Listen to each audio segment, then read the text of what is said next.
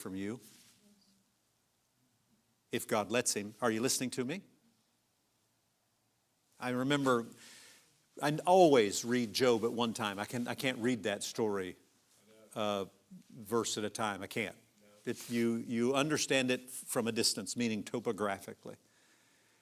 But the part that draws me in is his conversation with God.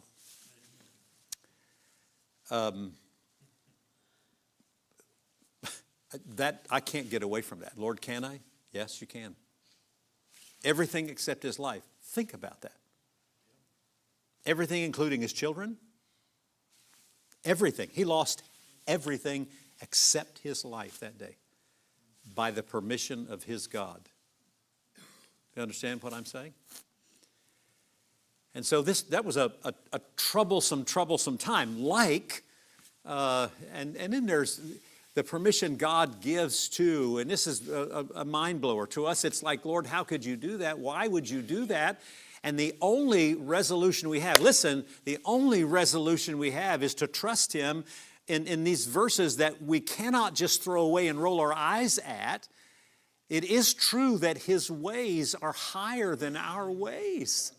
His thoughts are greater than ours. No, we can't figure it out. If we could, we would be God. It is designed for us to not know. He is God. He alone writes the story, as we said Sunday. It's his story. It's about him. But we have this, I said Sunday night, we talked about the enemy.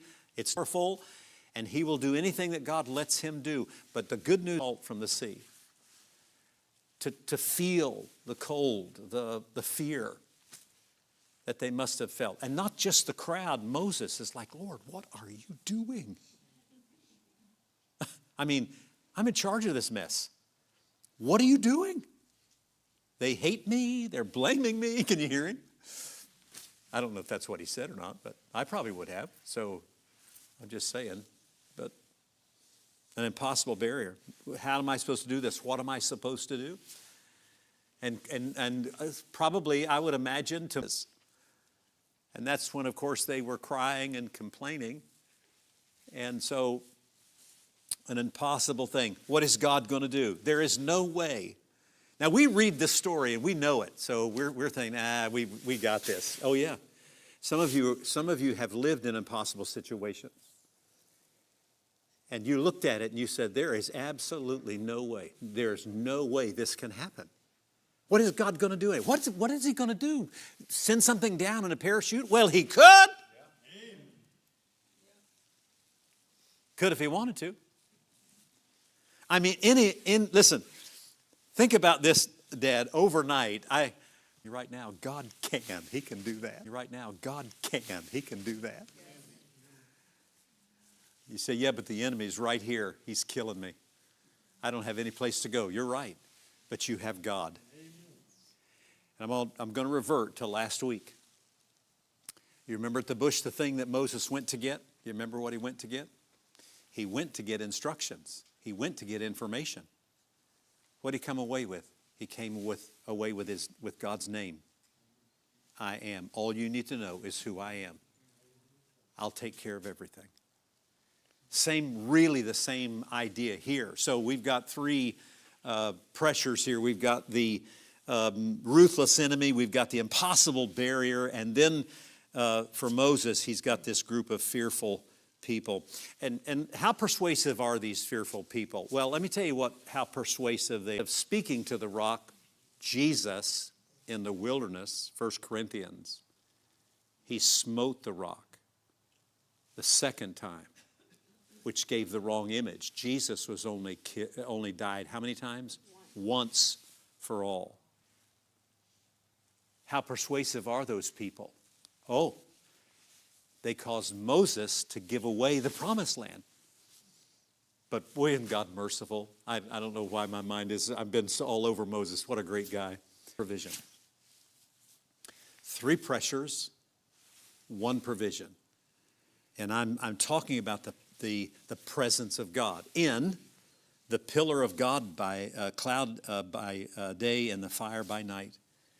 And what you see about this, and this, I think I'm going to stop here because I want to develop this more the next time we're together, is the pillar doesn't stand still.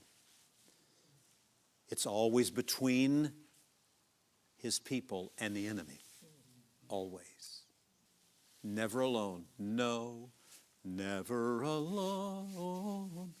No, never alone. He promised never to leave me alone.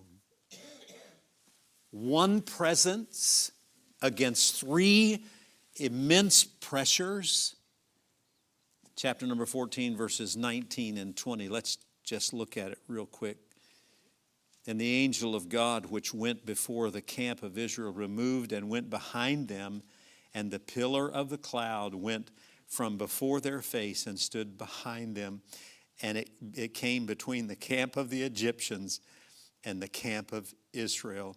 And it was a cloud of darkness to them, but it gave light by night to these, so that the one came not near the other all night. It's only one presence, but my soul on earth, his name is Jehovah Jireh. You see what I'm saying? When you're all hemmed in, it's not just you. As you'll see in chapter number 14, as we go forward, it's his fight, not yours. Amen. He never loses. Amen. He's got a pretty good record. He's never lost a battle. And guesses are to me that he probably never will, and he's fighting for you. Father, thank you so much for your love and mercy to us. We love you. We give you praise. I again ask, dear Lord, that in these moments where we are pushed up against an impossible situation, and sometimes it seems all the time, I pray that you would help us see you in the midst.